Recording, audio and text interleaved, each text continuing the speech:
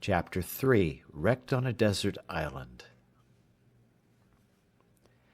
After this stop we made on to the southward continually for 10 or 12 days, living very sparingly on our provisions, which began to abate very much, and going no oftener to the shore than we were obliged to for fresh water. My design in this was to make the river Gambia or Senegal, that is to say, anywhere about the Cape de Verde, where I was in hopes to meet with some European ship, and if I did not, I knew not what course I had to take, but to seek for the islands or perish there among the negroes. I knew that all the ships from Europe, which sailed either to the coast of Guinea or to Brazil, or to the East Indies, made this cape, or those islands, and in a word, I put the whole of my fortune upon this single point, either that I must meet with some ship or must perish. When I had pursued this resolution about 10 days longer, as I have said, I began to see that the land was inhabited, and in 2 or 3 places, as we sailed by, we saw people stand upon the shore to look at us. We could also perceive they were quite black and naked. I was once inclined to have gone on shore to them, but Xury was my better counsellor, and said to me, "No go, no go." However, I hauled in nearer the shore that I might talk to them, and I found they ran along the shore by me a good way. I observed they had no weapons in their hand, except one who had a long slender stick, which Xury said was a lance, and that they could throw them a great way with good aim. So I kept at a distance, but talked with them by signs as well as I could, and particularly made signs for something to eat. They beckoned to me to stop my boat, and they would fetch me some meat. Upon this I lowered the top of my sail and lay by, and 2 of them ran up into the country, and in less than half an hour came back, and brought with them 2 pieces of dried flesh and some corn, such as is the produce of their country, but we neither knew what the one or the other was. However, we were willing to accept it, but how to come at it was our next dispute, for I would not venture on shore to them, and they were as much afraid of us. But they took a safe way for us all, for they brought it to the shore and laid it down, and went and stood a great way off till we fetched it on board, and then came close to us again. We made signs of thanks to them, for we had nothing to make them amends, but an opportunity offered that very instant to oblige them wonderfully. For while we were lying by the shore came 2 mighty creatures, one pursuing the other, as we took it, with great fury from the mountains towards the sea. Whether it was the male pursuing the female, or whether they were in sport or in rage, we could not tell, any more than we could tell whether it was usual or strange, but I believe it was the latter, because, in the first place, those ravenous creatures seldom appear but in the night, and in the second place, we found the people terribly frighted, especially the women. The man that had the lance or dart did not fly from them, but the rest did. However, as the 2 creatures ran directly into the water, they did not offer to fall upon any of the negroes, but plunged themselves into the sea, and swam about as if they had come for their diversion. At last one of them began to come nearer our boat than at first I expected, but I lay ready for him, for I had loaded my gun with all possible expedition, and bade Xury load both the others. As soon as he came fairly within my reach, I fired, and shot him directly in the head. Immediately he sank down into the water, but rose instantly, and plunged up and down as if he were struggling for life, and so indeed he was. He immediately made to the shore, but between the wound, which was his mortal hurt, and the strangling of the water, he died just before he reached the shore. It is impossible to express the astonishment of these poor creatures at the noise and fire of my gun. Some of them were even ready to die for fear, and fell down as dead with the very terror, But when they saw the creature dead, and sunk in the water, and that I made signs to them to come to the shore, they took heart and came, and began to search for the creature. I found him by his blood staining the water, and by the help of a rope which I slung round him, and gave the negroes to haul, they dragged him on shore, and found that it was a most curious leopard, spotted, and fine to an admirable degree, and the negroes held up their hands with admiration, to think what it was I had killed him with. The other creature, frighted with the flash of fire and the noise of the gun, swam on shore, and ran up directly to the mountains from whence they came, nor could I, at that distance, know what it was. I found quickly the negroes wished to eat the flesh of this creature, so I was willing to have them take it as a favor from me, which, when I made signs to them that they might take him, they were very thankful for. Immediately they fell to work with him, and though they had no knife, yet with a sharpened piece of wood they took off his skin as readily, and much more readily, than we could have done with a knife. They offered me some of the flesh, which I declined, pointing out that I would give it them, but made signs for the skin, which they gave me very freely, and brought me a great deal more of their provisions, which, though I did not understand, yet I accepted. I then made signs to them for some water, and held out one of my jars to them, turning it bottom upward, to show that it was empty, and that I wanted to have it filled. They called immediately to some of their friends, and there came 2 women, and brought a great vessel made of earth, and burnt, as I supposed, in the sun. This they set down to me as before, and I sent Xury on shore with my jars, and filled them all 3. The women were as naked as the men. I was now furnished with roots and corn, such as it was, and water, and leaving my friendly negroes, I made forward for about 11 days more, without offering to go near the shore, till I saw the land run out a great length into the sea, at about the distance of 4 or 5 leagues before me, and the sea being very calm, I kept a large offing to make this point. At length, doubling the point, at about 2 leagues from the land, I saw plainly land on the other side to seaward. Then I concluded, as it was most certain indeed, that this was the Cape de Verde, and those the islands called, from thence, Cape de Verde Islands. However, they were at a great distance, and I could not well tell what I had best to do, for if I should be taken with a fresh of wind, I might neither reach one or other. In this dilemma, as I was very pensive, I stepped into the cabin and sat down, Xury having the helm, when, on a sudden, the boy cried out, "Master, master, a ship with a sail!"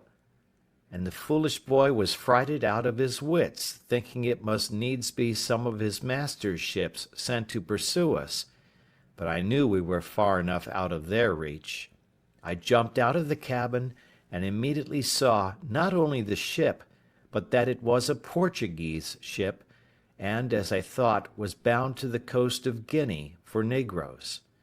But when I observed the course she steered, I was soon convinced they were bound some other way, and did not design to come any nearer to the shore, upon which I stretched out to sea as much as I could, resolving to speak with them, if possible. With all the sail I could make, I found I should not be able to come in their way, but that they would be gone by before I could make any signal to them. But after I had crowded to the utmost, and began to despair, they, it seems, saw by the help of their glasses that it was some European boat, which they supposed must belong to some ship that was lost, so they shortened sail to let me come up. I was encouraged with this, and as I had my patron's ancient on board, I made a waft of it to them, for a signal of distress, and fired a gun, both which they saw, for they told me they saw the smoke, though they did not hear the gun. Upon these signals they very kindly brought to and lay by for me, and in about 3 hours' time I came up with them. They asked me what I was, in Portuguese, and in Spanish, and in French, but I understood none of them. But at last a Scotch sailor, who was on board, called to me, and I answered him, and told him I was an Englishman, that I had made my escape out of slavery from the Moors at Sallee. They then bade me come on board, and very kindly took me in, and all my goods. It was an inexpressible joy to me, which any one will believe, that I was thus delivered, as I esteemed it, from such a miserable and almost hopeless condition as I was in, and I immediately offered all I had to the captain of the ship as a return for my deliverance, but he generously told me he would take nothing from me, but that all I had should be delivered safe to me when I came to the Brazils. "For," says he, "I have saved your life on no other terms than I would be glad to be saved myself, and it may, one time or other, be my lot to be taken up in the same condition. Besides," said he, "when I carry you to the Brazils, so great a way from your own country, if I should take from you what you have, you will be starved there, and then I only take away that life I have given. No, no," says he, "Signor Inglés, Mr. Englishman, I will carry you thither in charity, and those things will help to buy your subsistence there, and your passage home again." As he was charitable in this proposal, so he was just in the performance to a tittle, for he ordered the seamen that none should touch anything that I had. Then he took everything into his own possession, and gave me back an exact inventory of them, that I might have them, even to my 3 earthen jars. As to my boat, it was a very good one, and that he saw, and told me he would buy it of me for his ship's use, and asked me what I would have for it. I told him he had been so generous to me in everything that I could not offer to make any price of the boat, but left it entirely to him, upon which he told me he would give me a note of hand to pay me 80 pieces of 8 for it at Brazil, and when it came there, if any one offered to give more, he would make it up. He offered me also 60 pieces of 8 more for my boy Xury, which I was loath to take, not that I was unwilling to let the captain have him, but I was very loath to sell the poor boy's liberty, who had assisted me so faithfully in procuring my own. However, when I let him know my reason, he owned it to be just, and offered me this medium, that he would give the boy an obligation to set him free in 10 years, if he turned Christian. Upon this, and Xury saying he was willing to go to him, I let the captain have him. We had a very good voyage to the Brazils, and I arrived in the Bay de Todos los Santos, or All Saints' Bay, in about 22 days after. And now I was once more delivered from the most miserable of all conditions of life, and what to do next with myself I was to consider. The generous treatment the captain gave me I can never enough remember. He would take nothing of me for my passage, gave me 20 ducats for the leopard skin, and 40 for the lion's skin, which I had in my boat, and caused everything I had in the ship to be punctually delivered to me, and what I was willing to sell he bought of me, such as the case of bottles, 2 of my guns, and a piece of the lump of beeswax, for I had made candles of the rest. In a word, I made about 220 pieces of 8 of all my cargo, and with this stock I went on shore in the Brazils. I had not been long here before I was recommended to the house of a good honest man like himself, who had an ingenio, as they call it, that is, a plantation and a sugar house. I lived with him some time, and acquainted myself by that means with the manner of planting and making of sugar, and seeing how well the planters lived, and how they got rich suddenly, I resolved, if I could get a license to settle there, I would turn planter among them, resolving in the meantime to find out some way to get my money, which I had left in London, remitted to me. To this purpose, getting a kind of letter of naturalization, I purchased as much land that was uncured as my money could reach, and formed a plan for my plantation and settlement, such a one as might be suitable to the stock which I proposed to myself to receive from England. I had a neighbor, a Portuguese of Lisbon, but born of English parents, whose name was Wells, and in much such circumstances as I was. I call him my neighbor because his plantation lay next to mine, and we went on very sociably together. My stock was but low, as well as his, and we rather planted for food than anything else for about 2 years. However, we began to increase, and our land began to come into order, so that the 3rd year we planted some tobacco, and made each of us a large piece of ground ready for planting canes in the year to come.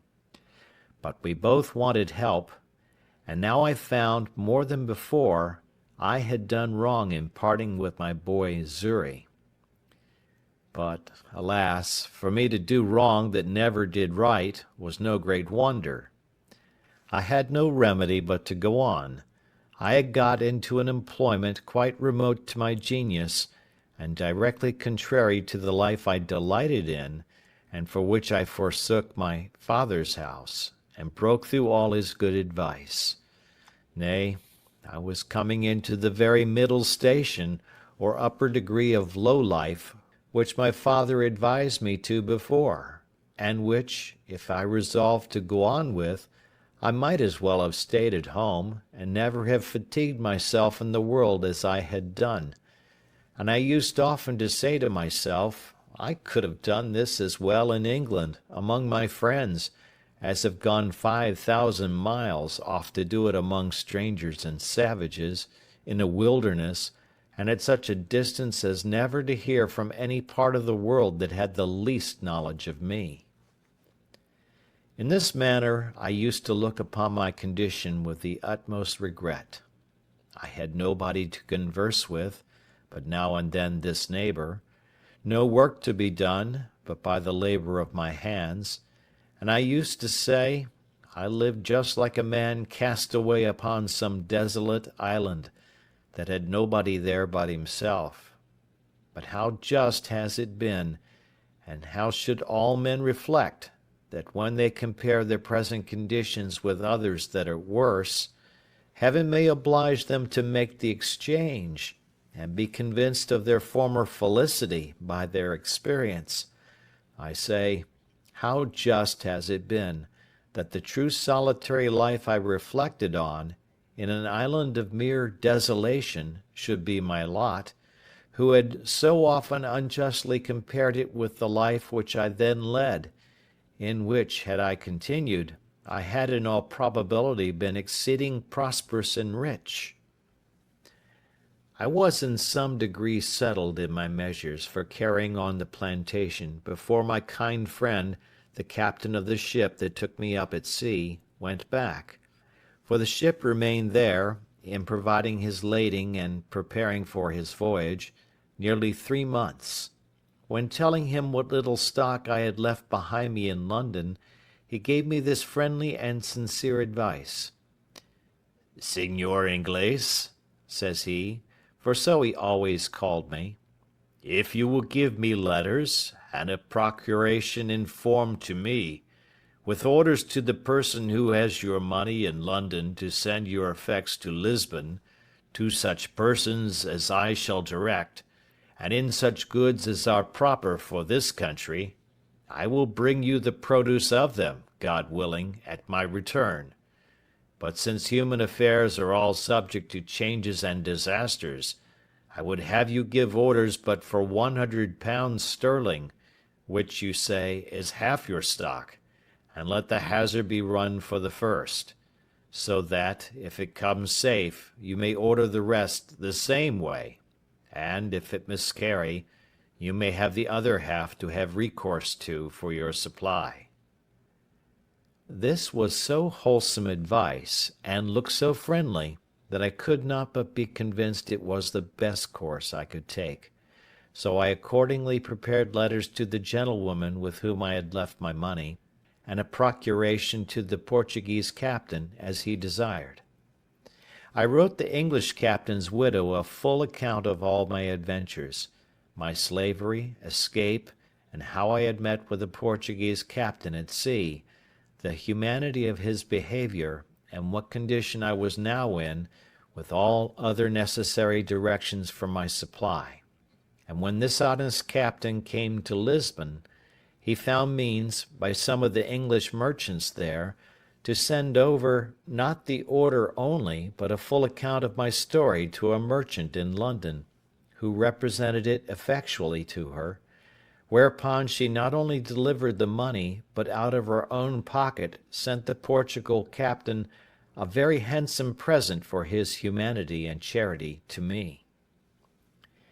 The merchant in London, vesting this £100 in English goods, such as the captain had written for, sent them directly to him at Lisbon, and he brought them all safe to me in the Brazils, among which, without my direction, for I was too young in my business to think of them, he had taken care to have all sorts of tools, ironwork, and utensils necessary for my plantation, and which were of great use to me. When this cargo arrived, I thought my fortune made, for I was surprised with the joy of it, and my good steward, the captain, had laid out the £5, which my friend had sent him for a present for himself, to purchase and bring me over a servant, under bond for 6 years' service, and would not accept of any consideration except a little tobacco, which I would have him accept, being of my own produce.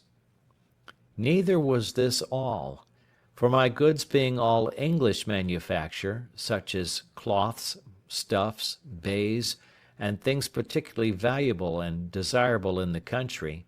I found means to sell them to a very great advantage, so that I might say I had more than 4 times the value of my first cargo, and was now infinitely beyond my poor neighbour, I mean in the advancement of my plantation, for the first thing I did, I bought me a negro slave, and a European servant also, I mean another besides that which the captain brought me from Lisbon. But as abused prosperity is oftentimes made the very means of our greatest adversity, so it was with me. I went on the next year with great success in my plantation. I raised 50 great rolls of tobacco on my own ground, more than I had disposed of for necessaries among my neighbours, and these 50 rolls, being each of above 100 weight, were well cured, and laid by against the return of the fleet from Lisbon, and now increasing in business and wealth, my head began to be full of projects and undertakings beyond my reach, such as are, indeed, often the ruin of the best heads in business. Had I continued in the station I was now in, I had room for all the happy things to have yet befallen me, for which my father so earnestly recommended a quiet, retired life, and of which he had so sensibly described the middle station of life to be full of. But other things attended me, and I was still to be the wilful agent of all my own miseries, and particularly, to increase my fault, and double the reflections upon myself, which in my future sorrows I should have leisure to make. All these miscarriages were procured by my apparent obstinate adhering to my foolish inclination of wandering abroad,